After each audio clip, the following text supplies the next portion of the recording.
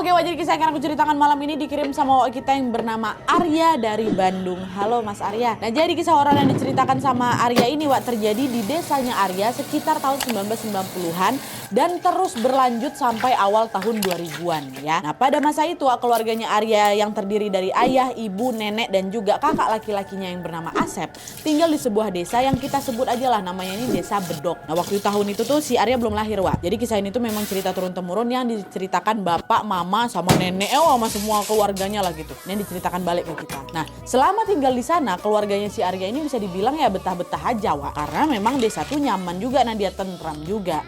Tapi pada suatu hari nih, ketentraman itu mendadak sirna setelah ada kejadian mistis yang menimpa salah satu tetangga mereka yang bernama Mbak Ira.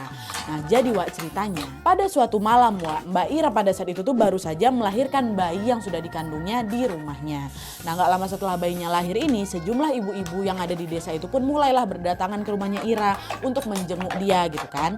Sesampainya di sana mereka tengok wah Ira tuh masih terbaring gitu lah, masih terbaring lemas di atas kasurnya sambil ngegendong bayinya. Tapi meskipun dia ini tampak lemah, wah Ira ini masih bisa diajak ngobrol lah dan juga sesekali menjawab pertanyaan dari ibu-ibu yang datang kayak gitu kan.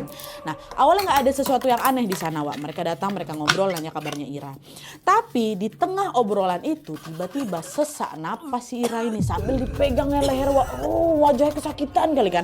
Nah, keluarga di situ langsung panik lah kan, warga kenapa nih Ira, kenapa? Akhirnya keluarga pun langsung bawa lah ke rumah sakit malam itu juga.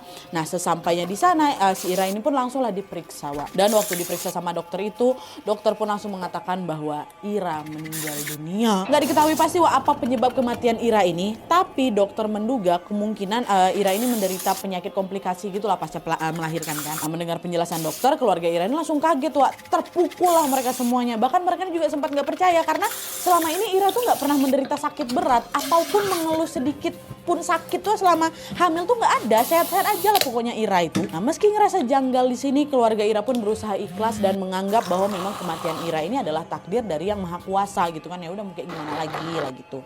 Nah, setelah itu keluarganya pun segera langsung membawa pulang jenazahnya Ira untuk dimakamkan.